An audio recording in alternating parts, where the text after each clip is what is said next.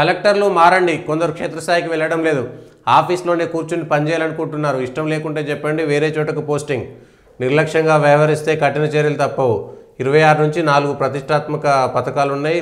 నిన్న మొన్ననేమో మంత్రులు, ఎమ్మెల్యేలు వాళ్ళకు సంబంధించినటువంటి దాంట్లో కేసీ వేణుగోపాల్ వచ్చి రాష్ట్రంలో ఉన్నటువంటి కాంగ్రెస్ ప్రభుత్వంలో కాంగ్రెస్ ఎమ్మెల్యేలు సరిగ్గా ప్రజల దగ్గరికి పోవట్లేదు, కార్యకర్తల దగ్గర కూడా పోవట్లేదు, ప్రజలకు అందుబాటులో ఉండట్లేదు. 28 మంది ఎమ్మెల్యేలు రెడ్ జోన్లో ఉన్నారు. మంత్రులు కూడా కొంతమంది అందుబాటులో ఉండట్లేదు, వాళ్ళు కూడా ఇద్దరు రెడ్ జోన్లో ఉన్నారనేటువంటి ఒక సమీక్ష చేసుకున్న తర్వాత ఇప్పుడు కలెక్టర్లతోటి సమీక్ష సందర్భంగా ఎవరికైనా కలెక్టర్లు అంటే ప్రభుత్వ పథకాలు కానీ ప్రభుత్వ విధానాలు కానీ ప్రజల్లో వ్యతిరేకత కనిపిస్తున్నాయనేటువంటి విషయాన్ని ప్రభుత్వం మాటి మాటికి నొక్కి చెప్తున్నట్టుగా మనకు స్పష్టంగా అర్థమవుతున్నది.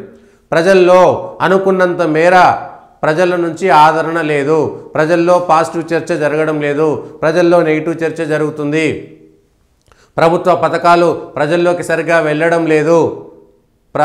వ్యతిరేక చర్చ ఎందుకు మొదలైంది? అటు ఎమ్మెల్యేలు లేకపోతే ఇటు కలెక్టర్లు, అధికారులు ఎవరు కూడా సరిగ్గా పనిచేయడం లేనటువంటి ఒక భావనలో ముఖ్యమంత్రి గారు ఉన్నారు. సో ఏం చేస్తారు ఈ విషయం పైన? ముఖ్యమంత్రి గారు ఏం చేయబోతున్నారు? కలెక్టర్లను మార్చగలుగుతారు, మరి ఎమ్మెల్యేలను మార్చగలుగుతారా? ఎమ్మెల్యేలు ఎవరు అందుబాటులో ఉండట్లేదు కదా. ఎమ్మెల్యేలు కార్యకర్తలను లేకపోతే ప్రజల దగ్గర కలవడానికి ఇష్టపడట్లేదు కదా. ఎమ్మెల్యేలను మారుస్తారా? ఎమ్మెల్యేలు ఏం చేస్తారు? వచ్చే ఎన్నికల నాటికి వెయిట్ చేయాల్సింది కదా. కలెక్టర్లు అంటేనేమో పోస్టింగ్ మార్చగలుగుతారు. కలెక్టర్లు ఎందుకు పని చేయట్లేదు? కలెక్టర్లతో పని ఎందుకు చేయించుకోలేకపోతున్నారు? విషయం అది. కలెక్టర్లు పనిచేయడం లేదా? కలెక్టర్లతో పని చేయించుకోలేకపోతున్నారా? పరిపాలన గాడిలో పడలేదా? ఎందుకంటే ఒక జిల్లా మొత్తం ఒక కలెక్టర్ చేతిలో ఉంటుంది. ఎన్ని విభాగాలున్నా, ఎన్ని శాఖలున్నా, ఎన్ని డిపార్ట్మెంట్లు వేరువేరైనా ఒక కలెక్టరు కీలకమైనటువంటి వ్యక్తి జిల్లాకి. కలెక్టర్ నుంచి నేరుగా డైరెక్ట్గా రాష్ట్ర ప్రభుత్వానికి సంబంధించినటువంటి నివేదికలు ఉంటాయి. అట్లాంటి కలెక్టర్లు సరిగా పనిచేయడం లేనటువంటి నివేదిక రాష్ట్ర ప్రభుత్వం వద్ద ఉంది అంటే కలెక్టర్లు పనిచేయట్లేదా? పని చేయించుకోవడంలో రాష్ట్ర ప్రభుత్వం పరిపాలన గాడి తప్పి విఫలమైందా అనేటువంటి విషయం పైన సమీక్ష చేసుకోవాలి. అటు ఎమ్మెల్యేలు పనిచేయక మొత్తానికి కాంగ్రెస్ పార్టీ ప్రభుత్వము ప్రజల వద్దకి వెళ్ళడంలో విఫలమైంది ఏడాది కాలం. కానీ అటు ఎమ్మెల్యేల సమీక్షలోను ఇటు కలెక్టర్ల సమీక్షలోను తేలిపోయింది. 2 సమీక్షల్లో కూడా క్లారిటీ వచ్చింది.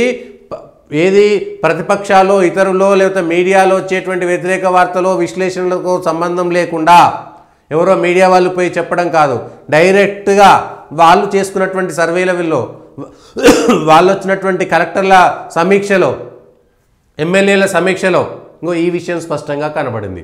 కాబట్టి ప్రభుత్వం కళ్ళు తెరిచి కలెక్టర్ల ద్వారా పరిపాలన చేసుకోవడం, లేకపోతే ప్రభుత్వ అధికారుల ద్వారా పరిపాలన సరిగ్గా చేసుకోవడం, ఎమ్మెల్యేలను ప్రజాక్షేత్రంలో ఉండే విధంగా, ప్రజల మధ్యలో ఉండే విధంగా చేసుకోవడంలో ఎందుకు విఫలమైంది అనేటువంటి విషయాన్ని రాష్ట్ర ప్రభుత్వం అంచనా వేసుకోవాలి, సమీక్ష చేసుకోవాలి. ఏం చేయాలి? ఎందుకు వింటలేరు? ఎమ్మెల్యేలు మంత్రులకు ఎందుకు అందుబాటులో ఉండలేరు? మంత్రులు ఎందుకు ఎమ్మెల్యేలకు అందుబాటులో ఉండట్లేదు? మంత్రులకు ముఖ్యమంత్రి అందుబాటులో ఉన్నారా లేదా? నేను మారుతున్నా, జనవరి 1న నేను అందరికీ ఫోన్ చేసిన, అందరికీ నేను ఇప్పుడు ఏడాది నుంచి అట్లా ఉండను, నేను మారిన రేవంత్ రెడ్డి, గతంలో మారిన చంద్రబాబు అనేటువంటిది ప్రతిసారి వినబడేది. ఇప్పుడేమో మారిన రేవంత్ రెడ్డి ఏడాది కాలంలోనే, పోనీ ఎంతో కాలం కూడా కాదు, ఏడాది కాలంలోనే నేను అందరికీ అందుబాటులో ఉంటా, నేనే మీకు ఫోన్లు చేస్తా, మంత్రులకు నేనే ఫోన్ చేస్తా. సెక్రటేరియట్లో గతంలో ఒక ఆనవాయితీ ఉండేది. సాయంత్రం 3 గంటలకో 4 గంటలకో సెక్రటేరియట్లో కూర్చొని ఎమ్మెల్యేలకు, ప్యూర్లీ ఎమ్మెల్యేలకు లేదంటే మంత్రులకు అందుబాటులో ఉండే 1 గంట సేపు కేవలం ఎమ్మెల్యేలు, ఎమ్మెల్సీలకు సంబంధించి మాత్రమే, మిగిలిన సాధారణ నాయకులకు కాకుండా వాళ్ళతో కలిసి వాళ్ళ నియోజకవర్గాలకు సంబంధించినటువంటి అభివృద్ధి పనులు, వాళ్ళు గతంలో మంత్రులకు ఇచ్చినటువంటి నివేదిక, శాఖల వారిగా ఉన్నటువంటి ఆ పెండింగ్లో ఉన్నటువంటి సమస్యలు, తక్కువ బడ్జెట్లో తొందరగా ముగిసిపోయేటువంటి ఏవైతే ఉంటే వాటి శాంక్షన్లకు సంబంధించి నేరుగా ముఖ్యమంత్రిని కలవడానికి ఎమ్మెల్యేలకు అవకాశం ఉండేది.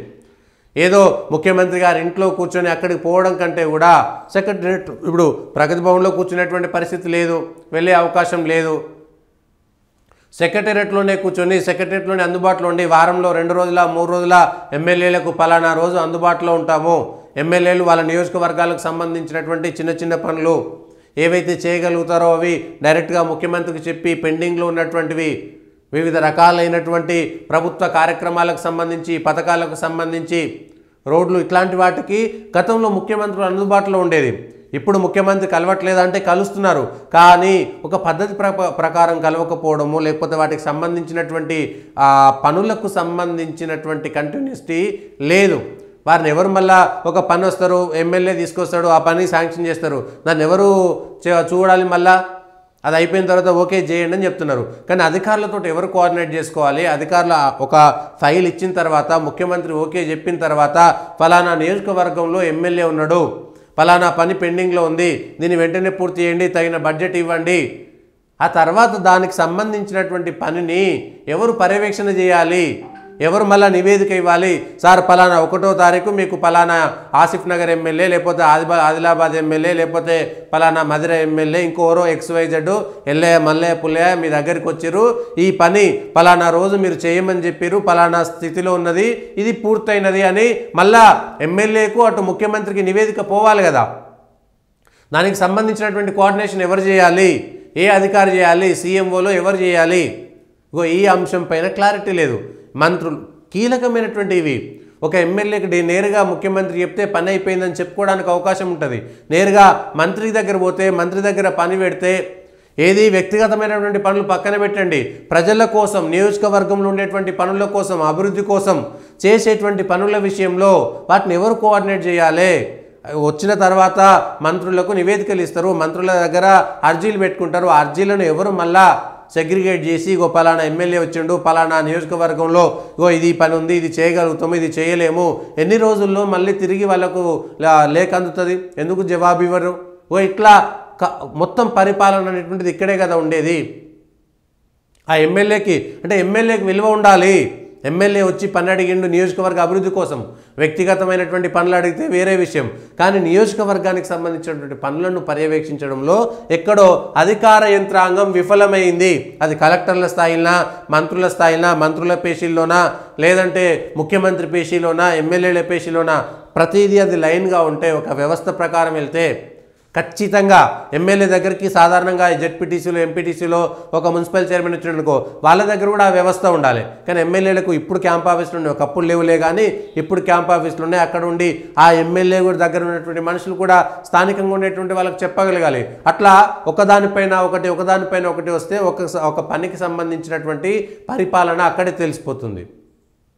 ముఖ్యమంత్రిని ప్రతిపక్ష ఎమ్మెల్యే కలిసిండా, అధికార పక్ష ఎమ్మెల్యే కలిసిండా, ఏ ఎమ్మెల్యే కలిసినా ముఖ్యమంత్రిని కలిసినప్పుడు ముఖ్యమంత్రి గారు కన్సర్న్ ఇచ్చి పలానా ఎమ్మెల్యే మన దగ్గరికి వచ్చిండు, పని అడిగిండు, చేస్తామని మాట ఇచ్చినాం కాబట్టి చేయాలి. దానికి సంబంధించి ఎవరు దాని పర్యవేక్షణ చేయాలి? ఫాలోఅప్ ఎవరు చేయాలి? ఆ పనికి సంబంధించినటువంటి ఫాలోఅప్ ఎవరు చేయాలి? ముఖ్యమంత్రి కార్యాలయంలో ఇచ్చినటువంటి ఆర్జీలకు కూడా దిక్కు లేకుండా పక్కకు పడేసి, ఒకవేళ అప్పుడే మేము చేయమని చెప్పాలి, లేదు ప్రతిపక్ష ఎమ్మెల్యేలకు మేము చేయమని చెప్పాలి, లేదా అధికార పక్ష ఎమ్మెల్యేలకే చేస్తామని చెప్పాలి. కానీ అందరి దగ్గరికి వెళ్ళినప్పుడు ఇది మేము పరిశీలిస్తాము, దీంట్లో ఎంత సాధ్యాసాధ్యం ఉందో ఒక వారం రోజుల్లో మీకు లేఖ వస్తుంది, మీకు మా సిబ్బంది తరపున ఫోన్ వస్తుంది, ఈ పని చేయగలుగుతాము, ఈ పని చేయలేమనేటువంటి విషయాలపైన వాళ్ళు నివేదిక తెప్పించుకుంటారు. ఇట్లా పరిపాలన సాగడం లేదేమో ఒక్కసారి ఆలోచన చేయాల్సినటువంటి అవసరం కూడా ముఖ్యమంత్రి గారికి ఉంది.